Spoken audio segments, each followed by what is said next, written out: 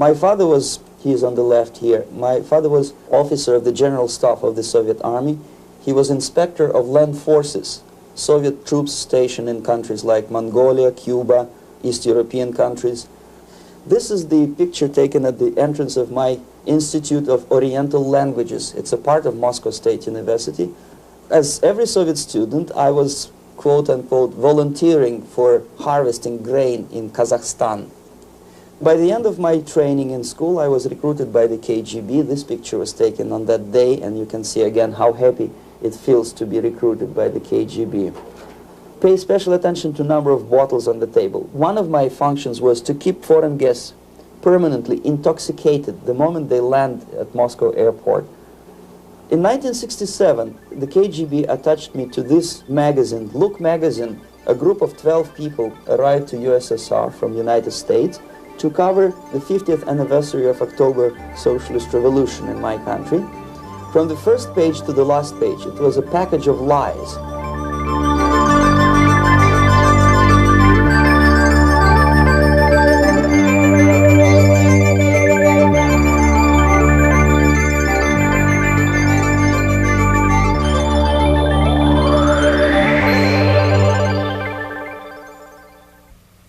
Our conversation is with Mr. Yuri Alexandrovich Bezmenov. Mr. Bezmenov was born in 1939 in a suburb of Moscow. He was the son of a high-ranking Soviet Army officer. He was educated in the elite schools inside the Soviet Union and became an expert in Indian culture and Indian languages. He had an outstanding career with Novosti, which was the, and still is, I should say, the press arm or the press agency of the Soviet Union. It turns out that this is also a front for the KGB. One of his interesting assignments was to brainwash foreign diplomats when they visited Moscow. And he'll tell us a little bit about how they did this and how they planted information which eventually wound up in the press of the free world. He escaped to the West in 1970 after becoming totally disgusted with the Soviet system, and he did this at great risk to his life. He certainly is one of the world's outstanding experts on the subject of Soviet propaganda and disinformation and active measures. Mr. Bezmenov, I'd like to begin by having you tell us a little bit about some of your childhood memories. Well, the most vivid memory of my childhood was Second World War, or to be more precise, the end of the Second World War, when all of a sudden United States, from a friendly nation, which helped us to defeat Nazism, turned overnight into a deadly enemy. And it was very shocking because all newspapers were trying to present an image of belligerent, aggressive American imperialism. Most of the things that we were taught is that United States is aggressive power, which is just about to invade our beautiful, free socialist country, that American CIA is dropping Colorado beetles on our beautiful potato fields to eliminate our crops. And each schoolboy had a picture of Colorado bug on the back page of his notebook. And we were instructed to go into collective fields to search for those little Colorado bugs. Of course, we couldn't find any. Neither we could find many potatoes. And that was explained again by the encroachments of the decadent imperialist power.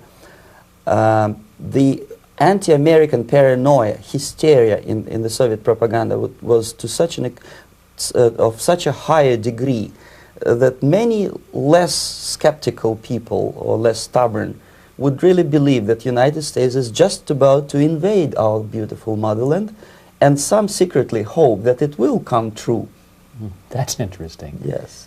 Well, getting back to life inside the Soviet Union or inside communist countries in general, in this country, at the university level primarily, we read and hear that the Soviet system is different from ours, but not that different, and that there is a convergence developing between all of the systems of the world, and that really it doesn't make an awful lot of difference what system you live under because you have corruption and dishonesty and tyranny and all that sort of thing. From your personal experience, what is the difference between life under communism and life in the United States? Well, life is obviously very much different for simple reason that the Soviet Union is a state capitalist economically. It's a state capitalism where an individual has absolutely no rights, no value, his life is nothing, it's just like an insect. He is disposable, whereby in the United States even the worst criminal is treated as a human being, he has a fair trial, and some of them capitalize on their crimes. They publish their memoirs in their prisons and get handsomely paid by your crazy publishers. The differences, of course, in the daily life are very various, depending on whom we are talking about. In my own private life, I never suffered from communism simply because I was brought up in a family of high-ranking military officer. Most of the doors were open for me. Most of my expenses were paid by the government, and I never had any troubles with the authorities or with the police. So, in other words, I would say I enjoyed, or I had good reasons to enjoy, all the advantages of so-called socialist system. My main motivations to defect had nothing to do with affluence. It was mainly moral indignation, moral protest, rebellion against the inhuman methods of the Soviet system. Well, specifically, what did you object to?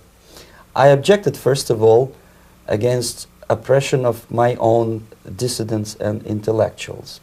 And that was the most disgusting thing that I witnessed as a young man, young student, who was brought up at a very troublesome period in our history, from Stalin to Khrushchev, from total tyranny and oppression to some kind of liberalization. Second, when I started working for the Soviet embassy in India, to my horror, I discovered that we are millions times more oppressive than any colonial or imperialist power in the history of mankind. That my country brings to India not freedom, progress, and friendship between the nations, but racism, exploitation, and slavery, and of course economical inefficiency to this country. Since I fell in love with India, I developed something which by KGB standards is extremely dangerous thing. It's called split loyalty, when an agent likes a country of assignment more than his own country. I literally fell in love with this beautiful country, a country of great contrasts, but also great humility, great tolerance, and philosophical and intellectual freedoms. My ancestors used to live in caves and eat raw meat when India was a highly civilized nation 6,000 years ago. So obviously the choice was not to the advantage of my own nation. I decided to defect and to entirely dissociate myself from that brutal regime. Mr. Bezmenov, we've read a lot about the concentration camps and the slave labor camps under the Stalin regime. Now the general impression in America is that those things are part of the past. Are they still going on today, or what is the status? Yes. There is no qualitative change in the Soviet concentration camp system. There are changes in numbers of prisoners. Again, this is unreliable Soviet statistics. We don't know how many political prisoners are there in the Soviet concentration camps. But we sure know from various sources that at each particular time there are close to 25 to 30 million of Soviet citizens who are virtually kept as slaves in forced labor camp system. The size of the population of a country like Canada is serving terms as prisoners.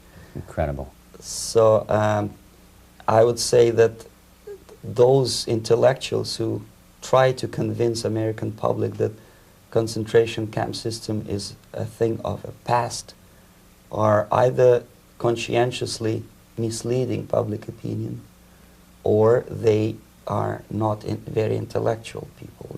They're selectively blind. They lack intellectual honesty when they say that. Well, we've spoken about the intellectuals in this country and also the intellectuals in the Soviet Union. What about down at the broad mass level? Do the people in general, the working people, the workers in general in the Soviet Union, do they support the system? Do they tolerate it? What is their attitude?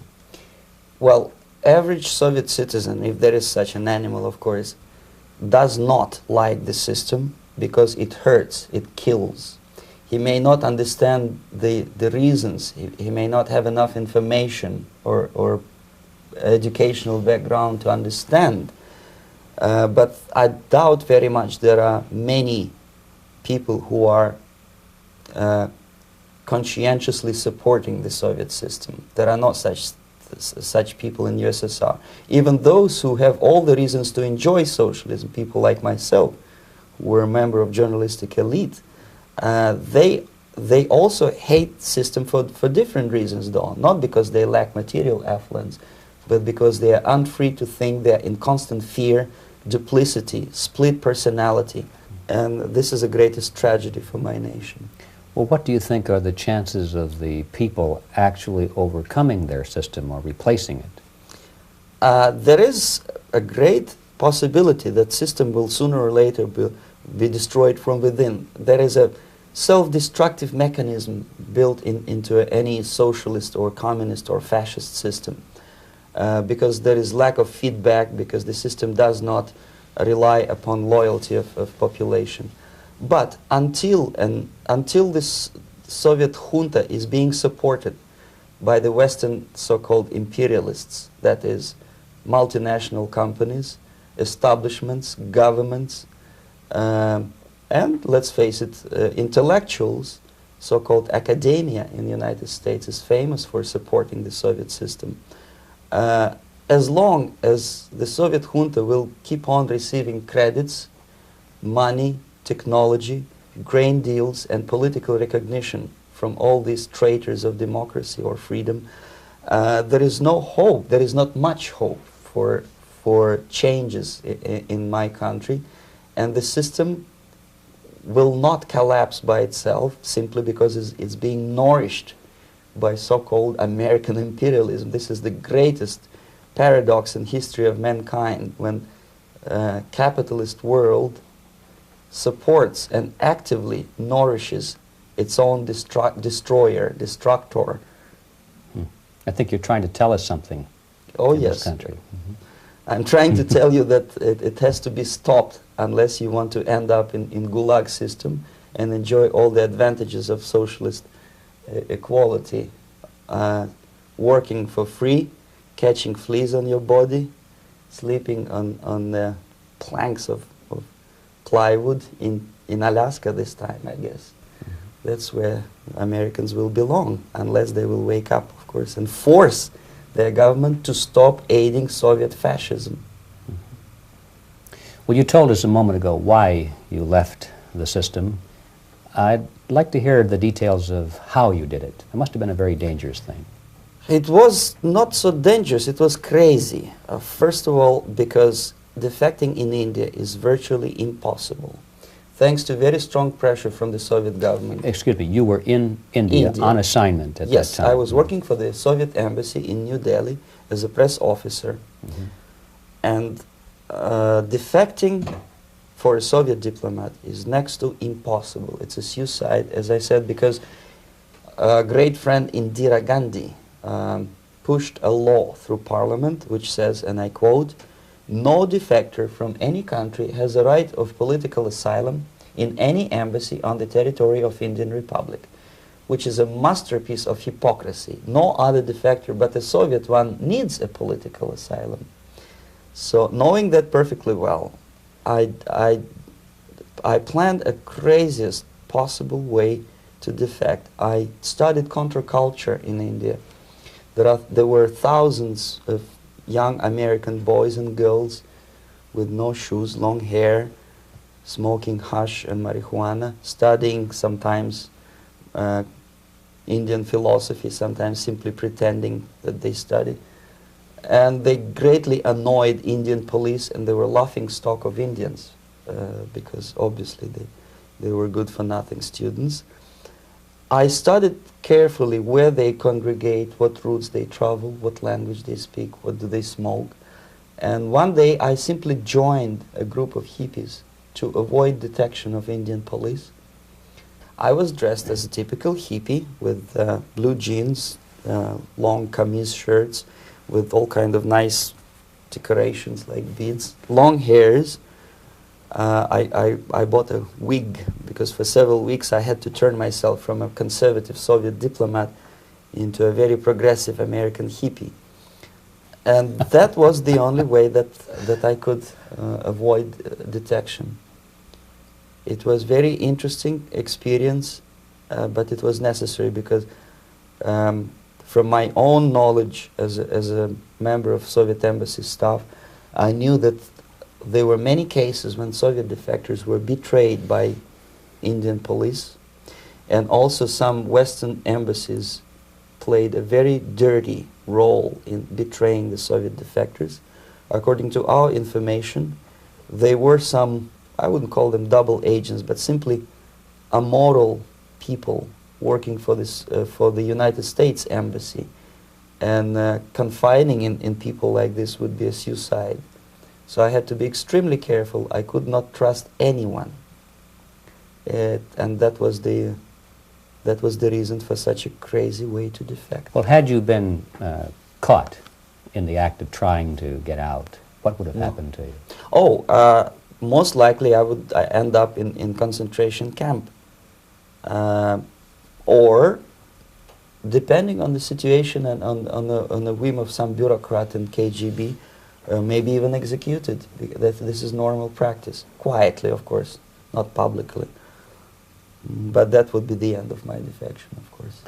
Well, when did you finally make it to the United States? In 1970, after about 6 months of debriefing in Athens by the CIA, and I presume FBI too, they let me go first to Germany, then to Canada. That was my decision. I had to change my identity to protect my family and my friends in USSR. And also I was a little bit paranoid, knowing that both Soviet KGB and probably some double agents within American system may be after me. So I wanted to settle down as far away as possible. I requested CIA to give me some kind of new identity and just let me go on my own. And I settled in Canada. I was a student. I changed many professions, from farm help and laundry truck driver to language instructor and broadcaster for Canadian Broadcasting Corporations in Montreal. Well, have you had any threats on your life or any yes. unpleasant careers? In about 5 years, KGB eventually discovered that I am working for Canadian Broadcasting. I made a very big mistake. I started working for overseas service of CBC, which is similar to Voice of America, in Russian language. And of course, monitoring service in USSR picked up every new voice. Every new announcer they would make it a point to discover who he is. And in 5 years, sure enough, slowly but surely, they discovered that I am not Thomas Schumann, that I am Yuri Alexandrovich Bezmenov, and that I am working for Canadian Broadcasting, and undermining beautiful détente between Canada and USSR. And the Soviet ambassador Alexander Yakovlev made it his personal effort to discredit me. He complained to Pierre Trudeau, who is known to be a little bit soft on socialism. And the management of CBC behaved in a very strange, cowardly way, unbecoming to representatives of an independent country like Canada. They listened to every suggestion that Soviet ambassador gave, and they started shameful investigation, analyzing content of my broadcasts to USSR. And sure enough, they discovered that some of my statements were probably would be offending to the Soviet Politburo. So I had to leave my job. And of course, subtle intimidations. They would say something like, please cross the street carefully because, you know, traffic is very heavy in Quebec. And fortunately, I know about the psychology and the logic of activity of the KGB, and I never allowed myself to be intimidated. This is the worst thing. This is what they expect a person, a defector, to be intimidated. Once they spot that you are scared, they keep on developing that line, And then eventually you either have to give up entirely and work for them, or they neutralize you. They would definitely stop all kind of political activity, which they failed to do in my case, because I was stubbornly working for the Canadian Broadcasting. And in response to their intimidations, I said that, look, this is a free country, and I am as free as you are. And I also can drive very fast. And gun control is not yet established in Canada, so I had a couple of good shotguns in my basement. So welcome to visit me someday with your Kalashnikovs machine guns. So obviously it didn't work. Intimidation didn't work. So they tried different approach, as I described. They approached on the highest level, on the level of Canadian bureaucracy. And on that level they were successful. On that level they were successful. On individual level they failed flat. Mr. Bezmenov has brought a series of slides with him that he has taken from the Soviet Union, and I think this is a good time to take a look at the slides. Yes. Now, the viewers will be able to see these slides as we talk about them. Yes, this is a collection of slides which are, some of them are snapshots from my family album, some of them are documents which I smuggled from the Soviet embassy, and some are reproductions from local mass media. I usually show them to establish my credibility as a defector. This is a picture of my native town, Mytishi, about 20 miles north from Moscow. Characteristically, there is a statue of Comrade Lenin in the central square. This is myself at the age of 7, again, characteristically, under the statue of Comrade Stalin, extending his friendly hand to peoples of the world. At that age, of course, I was still idealistically minded young communist, and I still believe that sooner or later things will go for better. But I realized that the system stinks, that something is fishy, and that ideology is fake, and the propaganda about advanced Soviet agriculture simply didn't meet the criteria of reality. If they talk about abundance of food and there is none in the stores, there must be something wrong. My father was, he is on the left here, my father was officer of the General Staff of the Soviet Army. He was inspector of land forces, Soviet troops stationed in countries like Mongolia, Cuba, East European countries. Were he alive today, most likely he would be inspecting Soviet troops in Nicaragua, Angola, and many other parts of the world. Fortunately, he died and he didn't see the disgrace, because deep inside he was a Russian patriot. He didn't like the idea of expanding Soviet military might, especially in the areas where we were not welcomed at all. Unlike many other military officers, he was reporting directly to the Minister of Defense, bypassing KGB and diplomatic service. In other words, he was a trusted military professional. And my impression that this type of people are much less hawkish and adventuristic than party bureaucrats in Kremlin. When American mass media describes Soviet military as potentially dangerous counterpart for Pentagon, I simply laugh, because I know better. I know that the most dangerous part of the Soviet power structures are not military at all. Most likely, if they come to power in my country, they'll be more sensible negotiators for nuclear disarmament and withdrawal of the Soviet troops from many parts of the world. But if someone from the party structure or the KGB structure were to give the orders for a military intervention, they have to obey, they would follow, because they are professional military. But they, you see, the triangle of power and hate in USSR is the party at the top, the party elite, the oligarchy of the party, then the military, and the KGB at the bottom. They hate each other, and the most hated triangle, the most hated corner of the triangle is the Communist Party bureaucrats. They are the most adventuristic, senile megalomaniacs. They can start war, I wouldn't be surprised. Not the military. They know what war is. Yes. At least my father did. This is the picture taken at the entrance of my Institute of Oriental Languages. It's a part of Moscow State University. I graduated in 1963. and I Now, excuse me, which one were you on? I am on the right. You're on the right. And on the left is my my schoolmate Vadim Smirnov, who later was a apparatchik in the Central Committee of the Soviet Union Communist Party. What is an apparatchik? It's a functionary, something like civil service in British Empire. Someone who is never fired from the service. He stays there internally. He may not be promoted too high, but he's a dependable bureaucrat who will stay forever. I studied not only languages, but also history, literature, even music. I'm on this picture. I'm trying to learn how to play Indian musical instrument. I even tried to look like an Indian when I was second-year student. Not bad, right?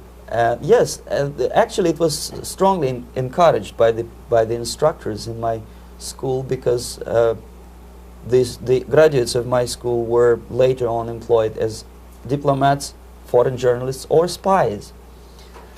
As every Soviet student, I was quote-unquote volunteering for harvesting grain in Kazakhstan. This is the biggest agricultural blunder of the Soviet government. But I didn't have much choice, of course, because the communist motto borrowed from the Bible says, "Those who do not work shall not eat." And you can see me eating, therefore I was working, and you can see how happy I was about it. I went through a very extensive physical and military training, including the military games in areas, suburban areas of Moscow. And here, for example, we are on the tour in Arkhangelsk area. And by the end of my training in school, I was recruited by the KGB. This picture was taken on that day, and you can see again how happy it feels to be recruited by the KGB. Our conversation with Yuri Alexandrovich Bezmenov, who is a defector from the Soviet Union, a former propaganda agent for Novosti and the KGB, will continue after this message.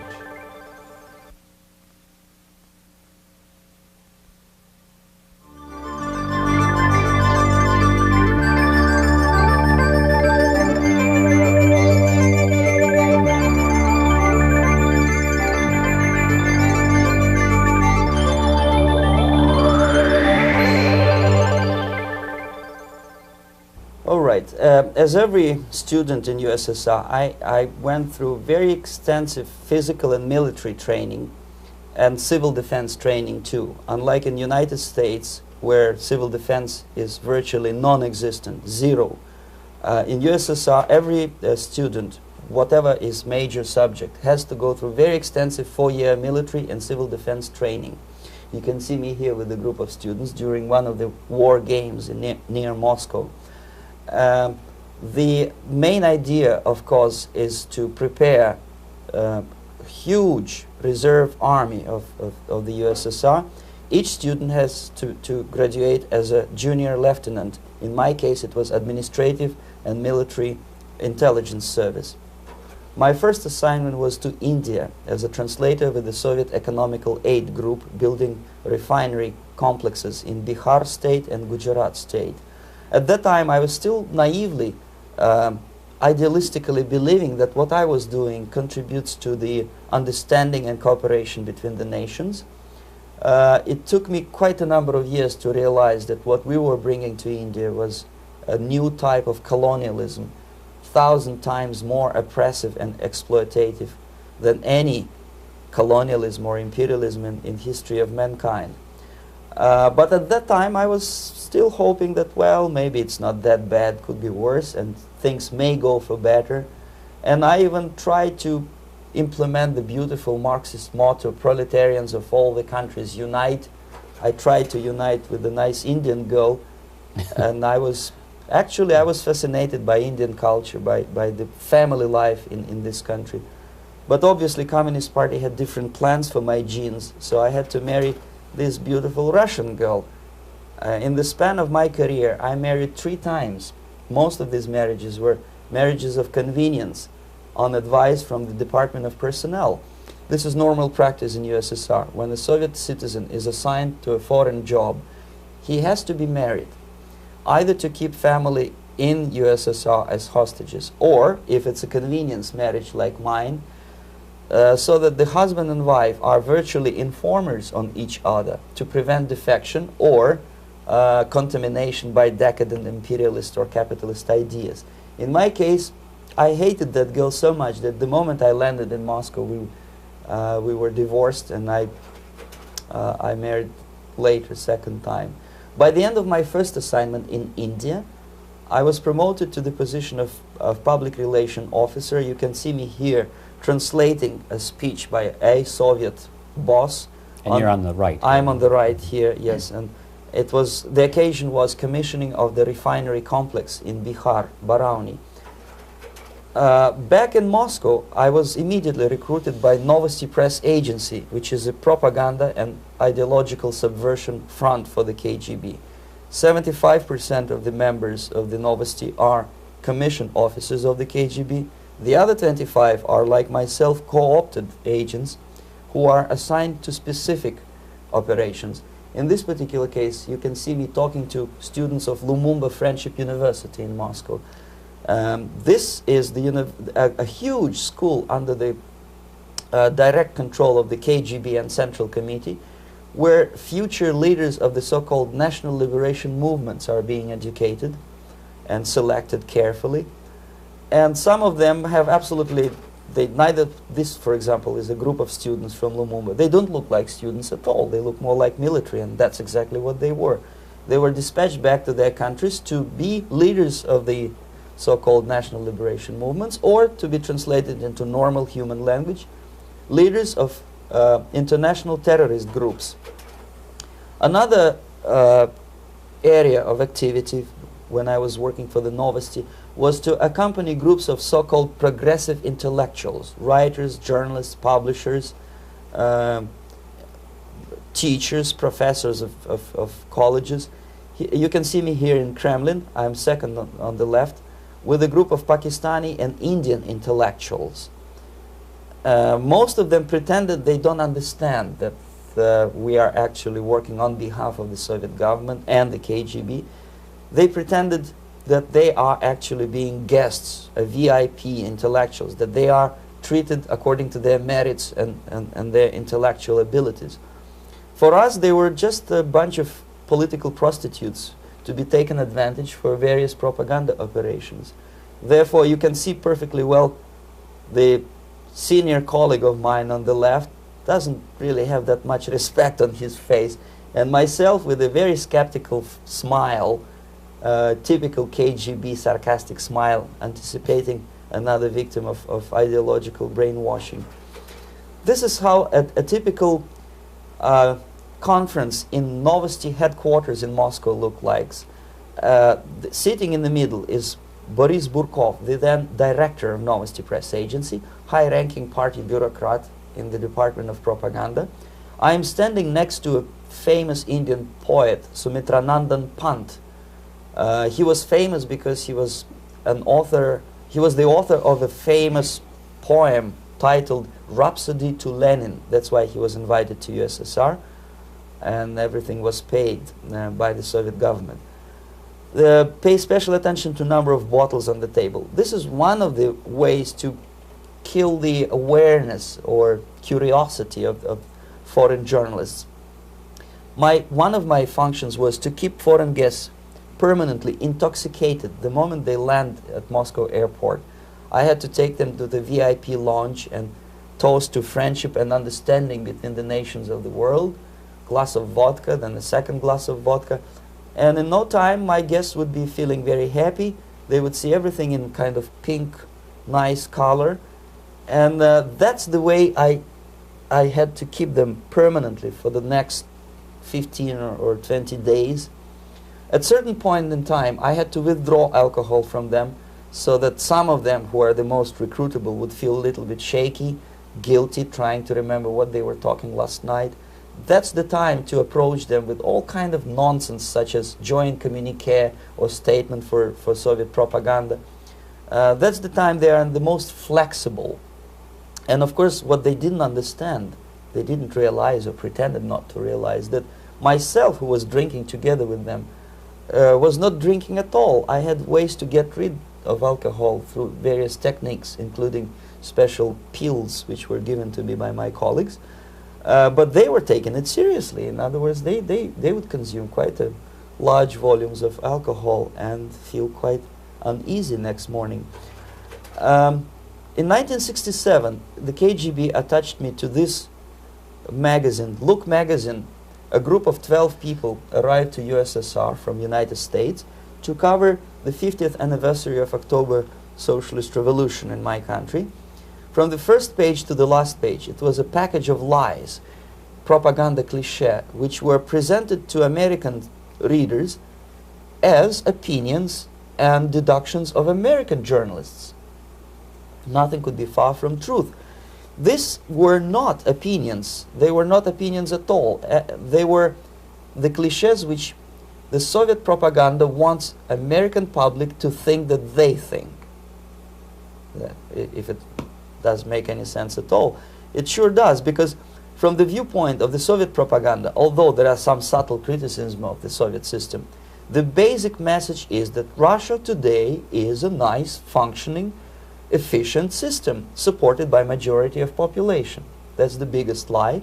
And of course, American intellectuals and journalists from Look magazine elaborated on that untruth in various different ways. They intellectualized that lie. They found all kinds of justifications for telling lies to American public. Excuse me, it was partly your job to make sure that they got these ideas, yes, and accepted them as their own ideas. Right. Actually, even before they arrived to USSR, and they paid astronomical sum of money for that visit, they were submitted, this Novosti Press agency developed so-called backgrounders, 20-25 pages of information and opinions which were presented to the journalists even before they bought their tickets to Moscow. They had to analyze the situation, and judging on their reaction to that backgrounder, the local Novosti representative or local Soviet diplomat in Washington, D.C. would assess whether they be given visa to USSR or not. So but they were selected ahead of time. Oh yes, they were pre-selected very carefully, and there is not much chance for honest journalists to arrive to USSR and to stay there for 1 year and to bring this package of lies back home. This, for example, is a centerfold of the Look magazine. They presented this monument erected by Communist Party in Stalingrad as the symbol, personification of Russian military might. And they said in the article, which is published on the site, that Soviets are very proud of the victory in the Second World War. This is another big myth, a lie.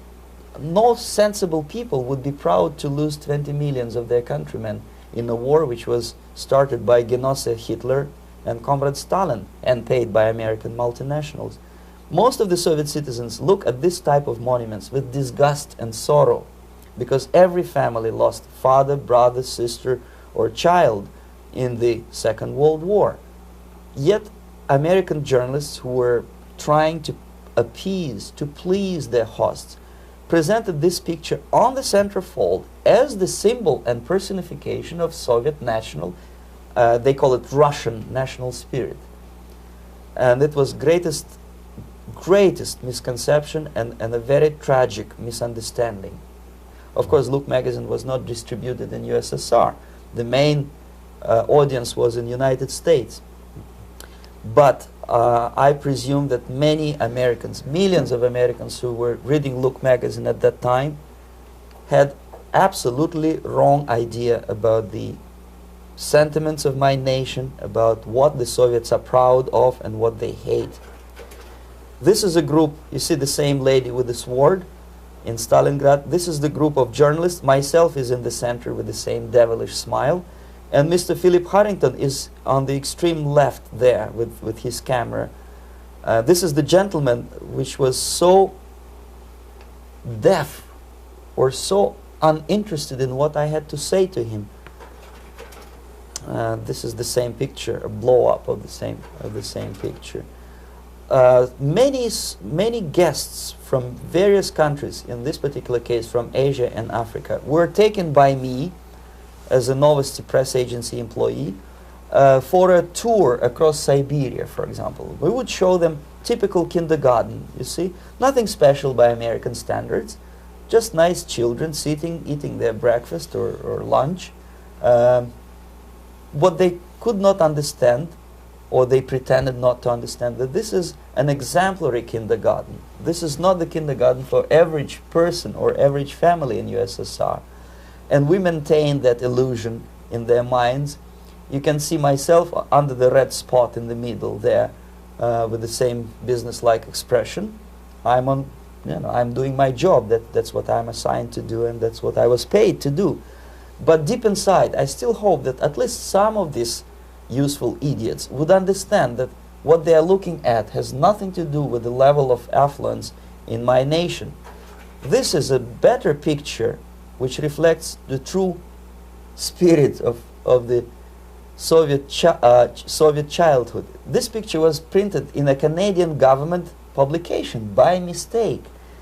In the middle you can see children playing on a small courtyard, and the caption goes, "This is a typical kindergarten in Siberia." What these idiots didn't understand, that it is not kindergarten at all.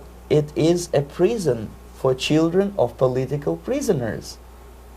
But there was not a single mentioning that what they were visiting actually was an area of concentration camps.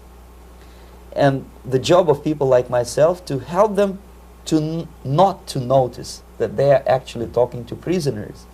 Most of the children were dressed, especially on the occasion of the foreigners' visit. Of course, there were no corpses on the ground. There were no machine gun guards. And well, it looks not very pleasant, as you see. It looks dull, but obviously it does not create an impression that this is actually a prison. Well, did any of the journalists have the curiosity to ask about prisons and that kind of thing? Yes. They were in Siberia. This Yes. is what you associate. Yes, some of them asked questions, and naturally we would give them, for the stupid question, we give them stupid answer. No, there are no prisons in Siberia. No, most of the people who you see are free citizens of USSR. They are very happy to be here, and they are contributing to the glory of the socialist system.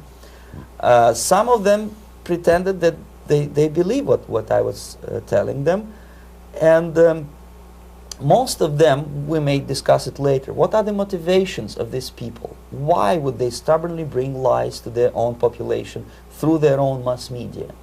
I have various answers to this. There is not a single explanation. It's a complex of explanations. It's fear, pure biological fear. They understand that they are on the territory of an enemy state, a police state. And just to save their rotten skins and their miserable jobs, their affluence back home, they would prefer to tell a lie than to ask truthful questions and report truthful information. Second, most of these schmucks were afraid to lose their jobs, because obviously if you tell truth about my country, you will not last long as a correspondent of New York Times or Los Angeles Times. They will fire you. What kind of correspondent are you? You obviously cannot find common language with Russians if they kick you out in 24 hours.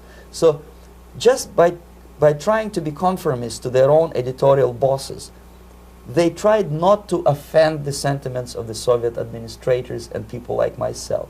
Deep inside, I hope they would insult my or offend my sentiments. Obviously, they preferred not to. Another reason, I refuse to believe it, but obviously there is another reason. Obviously, it's a greed. These people earn a lot of money. When they come back to USA, they claim that they are experts on my country. They write books which sells in million copies, titled like Russians, The Truth About Russia. Most of it is lie about Russia. Yet they claim to be Sovietologists. They play back myth about my country, the propaganda cliches. Yet they stubbornly resist the word of truth. If a person like Solzhenitsyn is either defecting or kicked out of USSR, they try all their best to discredit him and to discourage him. I don't have much chance to appear on national network with a true story about my country. But a useful idiot like Hendrik Smith or Robert Kaiser, they are big heroes. They come back from USSR, they say, oh, we were talking to dissidents in Russia. Big deal. Soviet dissidents are chasing American correspondents in the streets, and they are cowardly escaping from these contacts. For some strange reason, if you want to know more about Spain, you refer to Spanish writers. If you want to learn more about French, you read French writers. Even about Antarctica, I bet you would read penguins. Only about the Soviet Union, for some strange reason, you read Hendricks and Schmendricks and all kind of Kissingers, because they claim that they know more about my country. They know nothing, or next to nothing, or they pretend that they know more than they actually do. I would say they are dishonest people who lack integrity and common sense and intellectual honesty. They bring back all kind of stories like that. A kindergarten in Siberia. Omitting the most important fact, it's a prison for children of political prisoners. Another greatest example of monumental idiocy of American politicians. Edward Kennedy was in Moscow, and he thought that he is a popular, charismatic American politician who is easygoing, who can smile, dance at the wedding in Russian Palace of Marriages. What he did not understand, or maybe he pretended not to understand, that actually he was being taken for a ride. This is a staged wedding, especially to impress foreign media or useful idiots like Ed Kennedy. Most of the guests there, they had security clearance, and they were instructed what to say to foreigners. This is exactly what I was doing. You can see me in the same damn wedding palace in Moscow where Ed Kennedy was dancing here. You see, smiling. He thinks he's very smart. From the viewpoint of Russian citizens who observe this idiocy, he's narrow-minded, egocentrical idiot who tries to earn his own popularity through participation in propaganda farces like this. Here you can see myself. On the right, again, exemplary Soviet bride. On the left, 3 journalists from various countries, Asia, Africa, and Latin America. Obviously, they enjoying the situation. They will go back home and write the reports. We were present on a regular Soviet wedding. They were not present on a regular Soviet wedding. They were present, they were parts of a farce, of a circus performance. Another thing which I had to, sometimes risking my life to explain to foreigners. Time magazine, for example, is very critical of South African racist regime. The whole article was dedicated to the shameful internal passport system where blacks are not allowing to live with whites. For some strange reason, for the last 14 years since my defection, nobody wanted to pay attention to my passport. This is my passport. It also shows my nationality, and it has a police rubber stamp, which is called propiska in Russian language, which assigns me to a certain area of residence. I cannot leave that area, same way as this black man cannot leave the area in South Africa. Yet we call South African government racist regime. Not a single Jane Schmonda or Fonda is brave enough, courageous enough to come to media and say, look, this is what happens in USSR. I send a copy of my passport to many American liberals and civil rights defenders and all the other useful idiots. They never bothered to answer me back. This shows what kind of integrity, what kind of honesty these people are. They're a bunch of hypocrites because they don't want to recognize a good example of racism in my country. This is the first stage of befriending a professor. You can see myself on the left with the same James Bond smile. On the right is my KGB supervisor, Comrade Leonid Mitrokhin, and in the middle a professor of political science in Delhi University. The next stage would be to invite him to a gathering of Indo-Soviet Friendship Society. There he is sitting next to his wife before he is being sent to USSR for free trip. Everything is paid by the Soviet government. He was made to believe that he is invited to USSR because he is a talented, sober-thinking intellectual. Absolutely false. He is invited because he is a useful idiot, because he would agree and subscribe to most of the Soviet propaganda cliché. And when he is coming back to his own country, he is going for years and years to teach the beauties of Soviet socialism to newer and newer generations of his students, thus promoting the Soviet propaganda line. The KGB was even curious about this gentleman. It may look innocent. Maharishi Mahesh Yogi, a great spiritual leader, or maybe a great charlatan and crook, depending on from which side you are looking at him. Beatles were trained at his ashram in Hardwar in India how to meditate. Mia Farrow and other useful idiots from Hollywood visited his school, and they returned back to United States absolutely zonked out of their minds with marijuana, hashish, and crazy ideas of meditation. To meditate, in other words, to isolate oneself from the current social and political issues of your own country. To get into your own bubble, to forget about troubles of the world. Obviously, KGB was very fascinated with such a beautiful school, such a brainwashing center for stupid Americans. I was dispatched by the KGB to check what kind of VIP Americans attend this school. That's you on the left. Yes, I'm on the left. I was trying to get enrolled in that school. Unfortunately, the Maharishi Mahesh Yogi asked too much. He wanted $500 American for enrollment. But my function was not actually to get enrolled in the school. My function was to discover what kind of people from United States attend this school. And we discovered that, yes, there are some influential members of family, public opinion makers of United States, who come back with the crazy stories about Indian philosophy.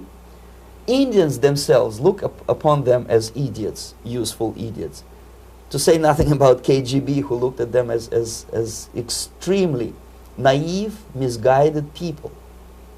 Obviously, a VIP, say a wife of a congressman, or a prominent Hollywood personality, after being trained in that school, is much more instrumental in the hands of manipulators of public opinion and KGB than a normal person who understands, who looks through this type of fake religious training. Why would they be more susceptible to manipulation? I just mentioned that because, you see, a person who is too much involved in introspective meditation. You see, if you carefully look what Maharishi Mahesh Yogi is teaching to Americans, is that most of the problems, most of the burning issues of today can be solved simply by meditating. Don't rock the boat. Don't get involved. Just sit down, look at your navel, and meditate.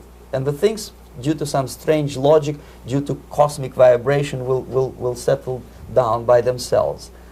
This is exactly what the KGB and Marxist-Leninist propaganda wants from Americans, to distract their opinion, attention, and mental energy from real issues of the United States into a non-issues, into a non-world, non-existent harmony.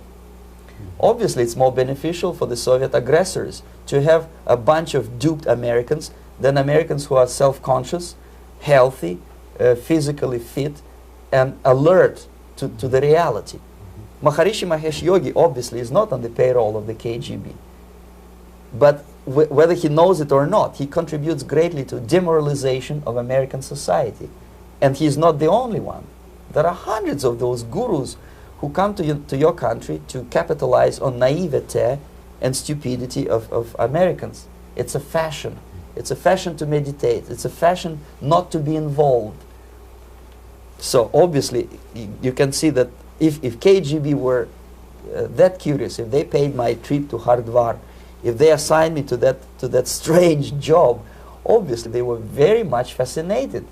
They were convinced that that type of brainwashing is very efficient and instrumental in demoralization of the United States.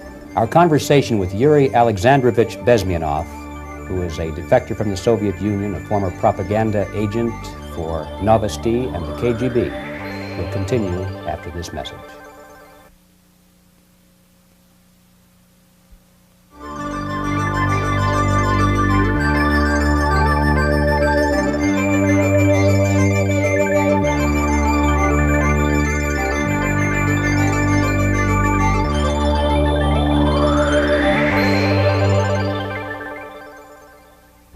This picture shows the part of the building of USSR embassy, and my supervisors. On the left is Comrade Mehdi, an Indian communist, and on the right, Comrade Mitrokhin, my supervisors in the secret department of research and counter-propaganda. It has nothing to do with either research or counter-propaganda. Most of the activity of that department was to compile huge volume of information on individuals who were instrumental in creating public opinion. Publishers, editors, journalists, actors, educationalists, professors of political science, members of parliament, representatives of business circles. Most of these people were divided roughly in two groups. Those who would toe the Soviet foreign policy, they would be promoted to the positions of power through media and public opinion manipulation. Those who refused the Soviet influence in their own country would be character assassinated or executed physically come revolution. Same way as in the small town of Hue in South Vietnam, several thousands of Vietnamese were executed in one night when the city was captured by Viet Cong for only 2 days. And American CIA could never figure out how could possibly communists know each individual, where he lives, where to get him, and would be arrested in one night, basically in some 4 hours before dawn, put on a van, taken out of the city limits and shot. The answer is very simple. Long before communists occupied the city, there was extensive network of informers, local Vietnamese citizens, who knew absolutely everything about people who are instrumental in public opinion, including barbers and taxi drivers. Everyone who was sympathetic to the United States was executed.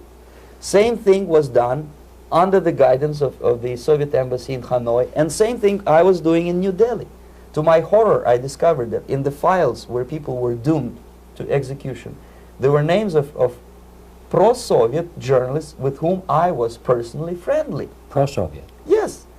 They were idealistically minded leftists who made several visits to USSR, and yet the KGB decided that come revolution or drastic changes in political structure of India, they will have to go. Why is that? Because they know too much. Simply because, you see, the useful idiots, the leftists who are idealistically believing in the beauty of Soviet socialist or communist or whatever system, when they get disillusioned, they become the worst enemies. That's why my KGB instructors specifically made a point, never bother with leftists. Forget about these political prostitutes. Aim higher. This was my instruction. Try to get into large circulation, established conservative media. Rich, filthy rich movie makers, intellectuals, so-called academic circles. Cynical, egocentric people who can look into your eyes with angelic expression and tell you a lie. These are the most recruitable people, people who lack moral principles, who are either too greedy or too suffer from self-importance. They feel that they matter a lot. These are the people who KGB wanted very much to recruit. But to eliminate the others, to execute the others, don't they serve some purpose? Wouldn't they be the ones they rely on? They serve purpose only at the stage of destabilization of a nation. For example, your leftists in United States, all these professors and all these beautiful civil rights defenders, they are instrumental in the process of the subversion only to destabilize the nation. When their job is completed, they are not needed anymore. They know too much.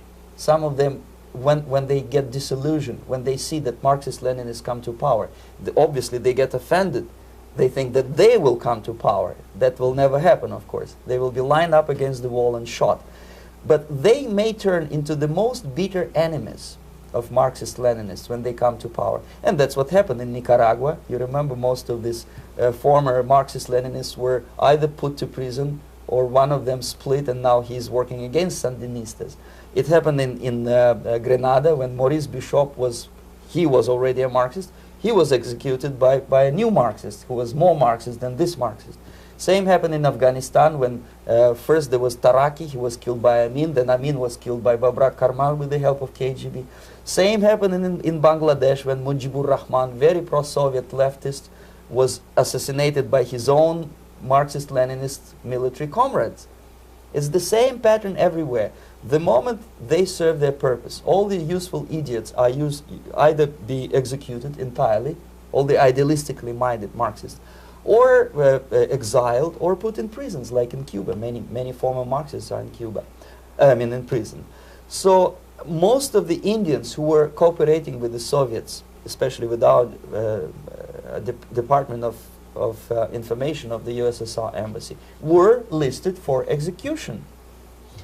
And when I discovered that fact, of course I was sick. I was mentally and physically sick. I thought that I'm going to explode one day during the briefing at the ambassador's office. I would stand up and say something that we are basically a bunch of murderers.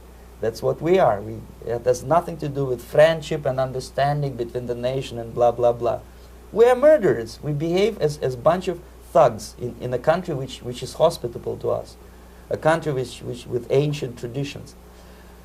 But I did not defect. I tried to get the message across. To my horror, nobody wanted even to listen, least of all to believe what I had to say. And I tried all kinds of tricks. I would leak information through letters or lost documents or something like that. And still I got no message. The message was not published, even in the conservative mass media of India. The immediate impulse to defect was Bangladesh crisis, which was described by American correspondents as Islamic grassroots revolution, which is absolute baloney. There was nothing to do with Islam, and there was no grassroots revolution. Actually, there are no grassroots revolutions, period. Any revolution is a byproduct of a highly organized group of conscientious and professional organizers, but it has nothing to do with grassroots.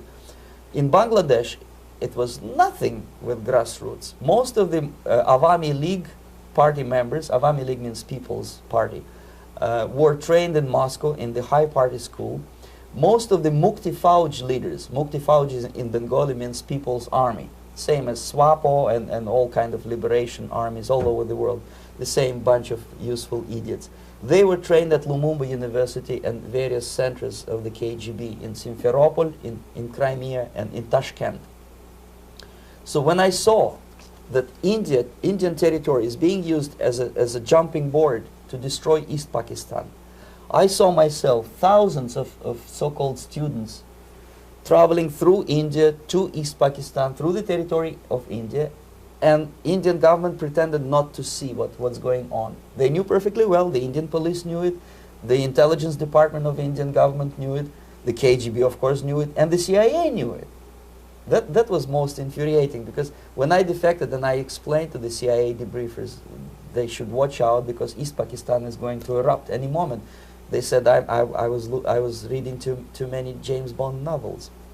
Anyway, so East Pakistan was doomed.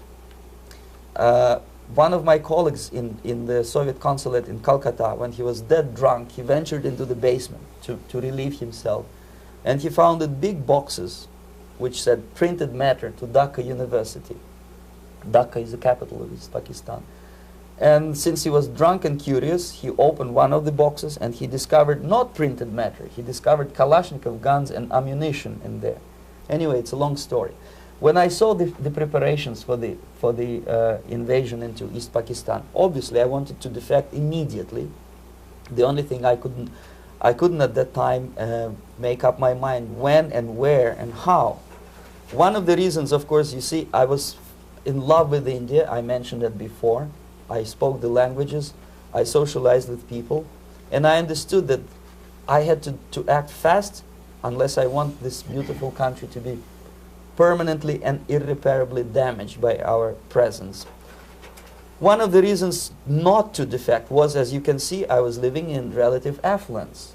Who the hell in the normal mind would defect and do what? To be abused by your media, to be called McCarthyist and fascist and paranoid, or to drive a taxi in New York City? What for? What the hell for should I defect?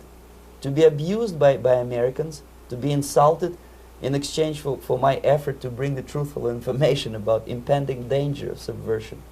As you can see, I was living in quite a comfortable conditions next to swimming pool, where Indians were not allowed, by the way. I was highly paid expert in propaganda. I had my family. I was respected by my nation. My career was cloudless. The third reason, how to defect with the family. To defect with the baby and the wife would be virtual suicide, because according to law, that hypocritical law which I quoted before, the Indian police will have to hand me over back to the KGB, and that will be the end of my defection and probably my life. Again, I cannot smuggle my wife because she was not quite sure what I was doing. She was not that idealistically involved, and she was definitely not in the total picture of what I was doing for the KGB. She would be shocked if I you know, put her in my van and drive her to the American embassy or elsewhere. That would be a greatest danger. So again, I had to defect in such a way that my defection would look as simple disappearance. And there were many cases like that when the Soviet agents simply disappeared, either killed in action or, thanks to their curiosity and their close contacts with radicals, some of them were killed by the Marxists, by the way. It happened in many African countries when the Soviet KGB were killed by Africans themselves. Not because they hated Marxism-Leninism, but because they were simply trigger-happy bunch of unruly characters. If you give them a machine gun, they will shoot. And some of the Soviets obviously were not careful enough to protect themselves, and they got into embarrassing situations when they were shot at the crossfire between factions of so-called liberation movements. Anyway, so I decided, as I said, to study the counterculture. I decided this probably would be the best way to disappear. I socialized with characters like this. On the left, you see, he's a barefoot American hippie. It took me quite a long time to study exactly what they were doing and how to mix with them. But eventually I did it. Most of Indian newspapers carried my picture and promise of 2,000 rupees for information about my whereabouts.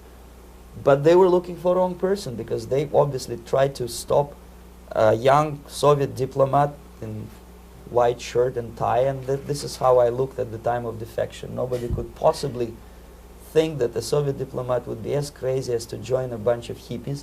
That's you. Yes, travel India and smoke hash. So I made it literally almost like a Hollywood-style detective story. From under the nose of the KGB in Bombay airport, I landed the plane and I flew to Greece, where I was debriefed by the CIA. That's basically that's all for my slides. We can turn off the projector, then. That's very interesting. Well, you spoke several times before about ideological subversion. That is a phrase that I'm afraid some Americans don't fully understand. When the Soviets used the phrase ideological subversion, what do they mean by it? Ideological subversion is the process which is legitimate, overt, and open. You can see it with your own eyes. All you have to do, all American mass media has to do, is to unplug their bananas from their ears, open up their eyes, and they can see it. There is no mystery. There is nothing to do with espionage. I know that espionage intelligence gathering looks more romantic. It sells more deodorants through the advertising, probably. That's why your Hollywood producers are so crazy about James Bond type of thrillers. But in reality, the main emphasis of the KGB is not in the area of intelligence at all.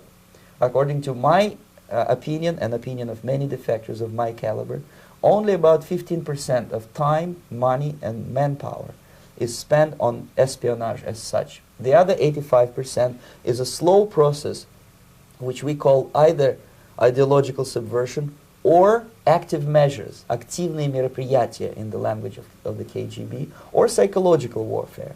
What it basically means is to change the perception of reality of every American to such an extent that despite of the abundance of information, no one is able to come to sensible conclusions in the interests of defending themselves, their families, their community, and their country.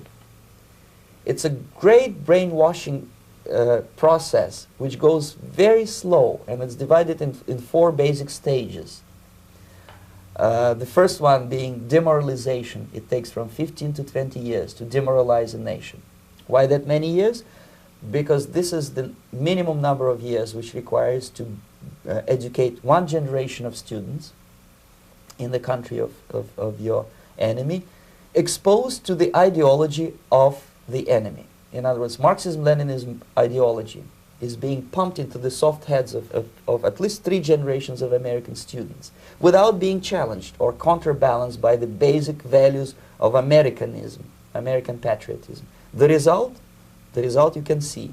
Most of the people who graduated in the 60s, dropouts or half-baked intellectuals, are now occupying the positions of power in the government, civil service, business, mass media, educational system. You are stuck with them. You cannot get rid of them. They are contaminated. They are programmed to think and react to certain stimuli in a certain pattern. You cannot change their mind, even if you expose them to authentic information, even if you prove that white is white and black is black. You still cannot change the basic perception and the logic of behavior. In other words, these people, the process of demoralization is complete and irreversible. To get rid society of these people, you need another 20 or 15 years to educate a new generation of patriotically minded and common sense people who would be acting in favor and in the interests of the United States society. And yet these people who've been programmed and, as you say, in place and Yes. who are favorable to an opening with the Soviet concept, these are the very people who would be marked for extermination in this country? Most of them, yes. Simply because the psychological shock when they will see in future what the beautiful society of equality and social justice means in practice, obviously they will revolt. They will be very unhappy, frustrated people. And the Marxist-Leninist regime does not tolerate these people. Obviously they will join the links of dissenters, dissidents. Unlike in present United States, there will be no place for dissent in future Marxist-Leninist America. Here you can get popular like Daniel Ellsberg and filthy rich like Jane Fonda for being dissident, for criticizing your Pentagon. In future, these people will be simply squashed like cockroaches. Nobody is going to pay them nothing for their beautiful, noble ideas of equality. This they don't understand, and it will be greatest shock for them, of course. The demoralization process in the United States is basically completed already. For the last 25 years. Actually, it's overfulfilled because demoralization now reaches such areas where previously not even Comrade Andropov and all his experts would even dream of such a tremendous success. Most of it is done by Americans to Americans, thanks to lack of moral standards. As I mentioned before, exposure to true information does not matter anymore. A person who was demoralized is unable to assess true information. The facts tell nothing to him. Even if I shower him with information, with authentic proof, with documents, with pictures, even if I take him by force to the Soviet Union and show him concentration camp, he will refuse to believe it until he is going to receive a kick in his fat bottom. When a military boot crashes his, then he will understand, but not before that. That's the tragic of the situation of demoralization. So basically America is stuck with demoralization, and unless, even if you start right now, here, this minute, you start educating new generation of Americans, it will still take you 15 to 20 years to turn the tide of ideological perception of reality back to normalcy and patriotism. The next stage is destabilization. This time, subverter does not care about your ideas and the patterns of your consumption. Whether you eat junk food and get fat and flabby, it doesn't matter anymore.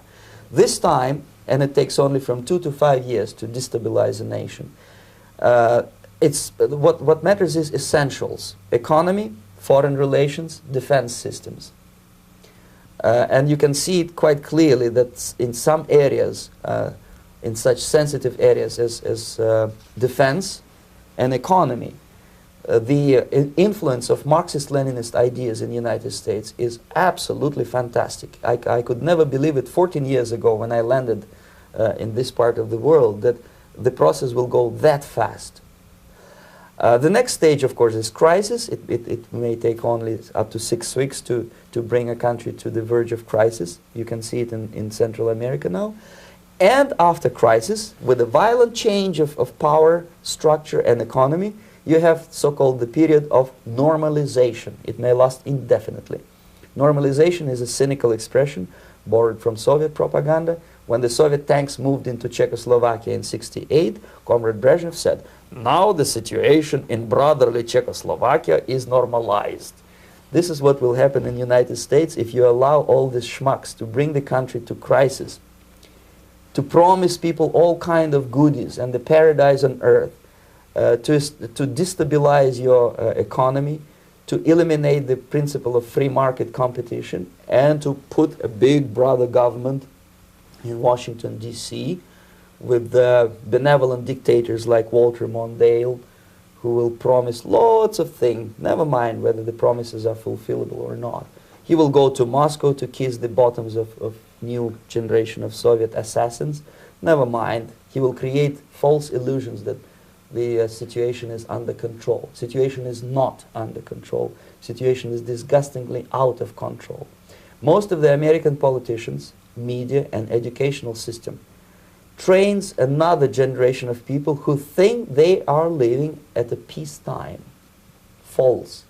United States is in the state of war, undeclared total war against the basic principles and the foundations of this system. And the initiator of this war is not Comrade Andropov, of course. It's the system. However ridiculous it may sound, the world communist system or the world communist conspiracy, whether I scare some people or not, I don't give a hoot. If you are not scared by now, nothing can scare you. But you don't have to be paranoid about it. What actually happens now, that unlike myself, you have literally several years to live on unless the United States wake up.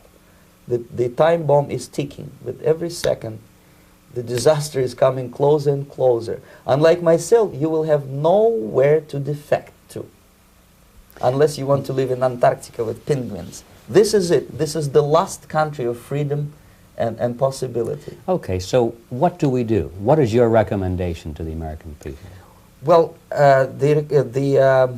the immediate thing that comes to my mind is, of course, there must be a very strong national effort to educate people in the spirit of real patriotism, number one. Number two, to explain them the real danger of socialist, communist, whatever, welfare state, big brother government.